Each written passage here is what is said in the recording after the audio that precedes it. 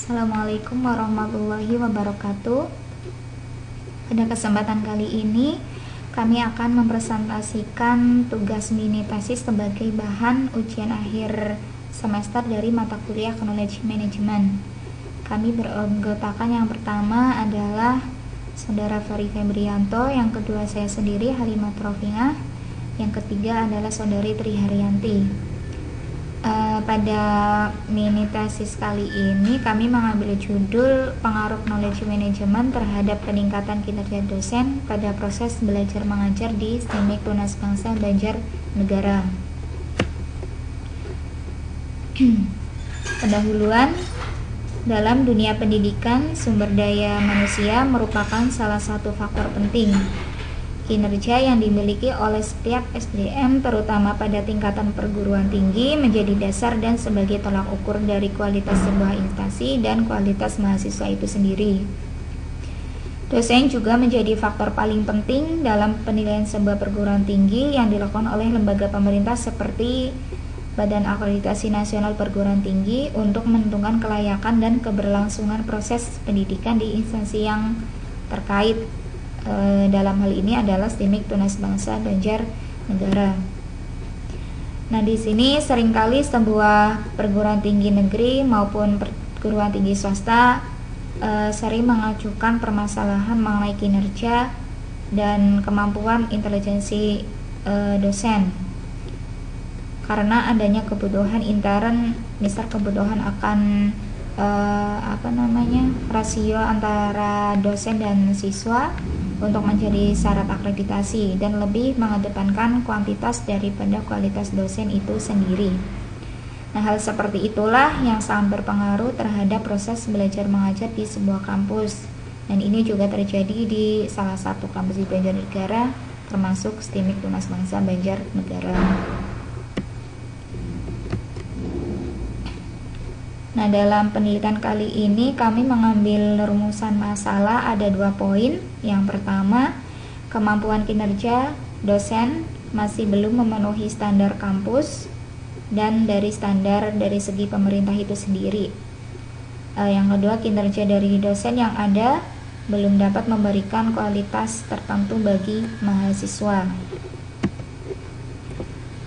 Studi literatur, kami mengambil beberapa studi literatur di sini mengenai pengertian yang pertama knowledge management, yang kedua mengenai manajemen sumber daya manusia, yang ketiga mengenai kinerja, yang keempat mengenai basic knowledge, yang selanjutnya mengenai implicit knowledge, mengenai silabus dan SAP atau satuan acara perkuliahan, dan kesemuanya itu berhubungan dengan penelitian pada kesempatan kali ini.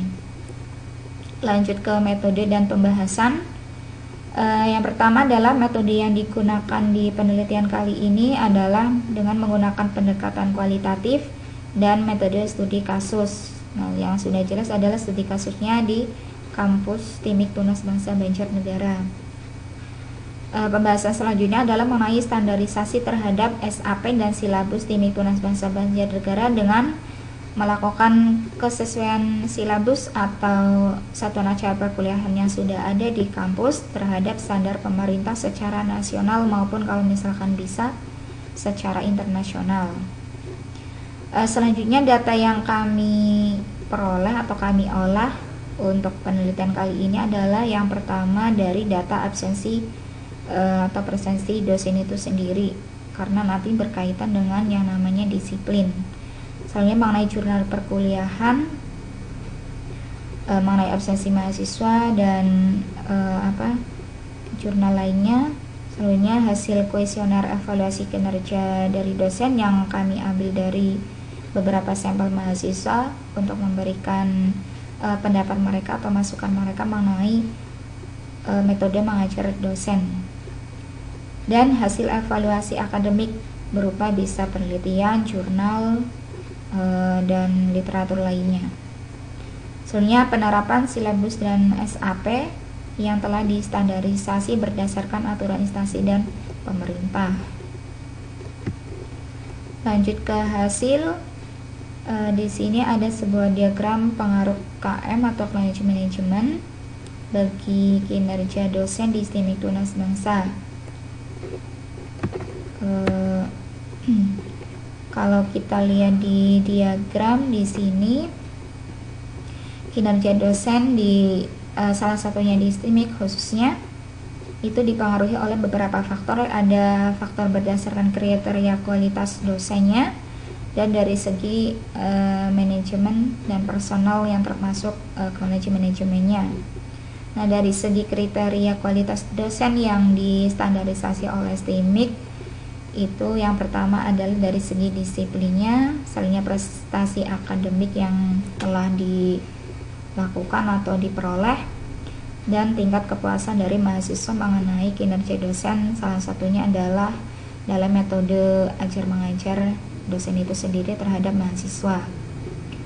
Selanjutnya dari segi manajemen knowledge atau knowledge manajemennya, yang pertama dari segi pengalaman dosen itu sendiri dalam proses ajar mengajar. Selanjutnya dari segi manajemen, menyediakan knowledge berupa SAP dan silabus yang sebelumnya telah distandarisasi secara nasional menurut standar kampus dan pemerintah.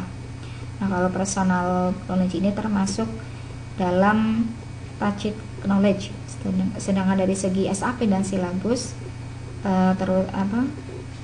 termasuk dalam explicit knowledge.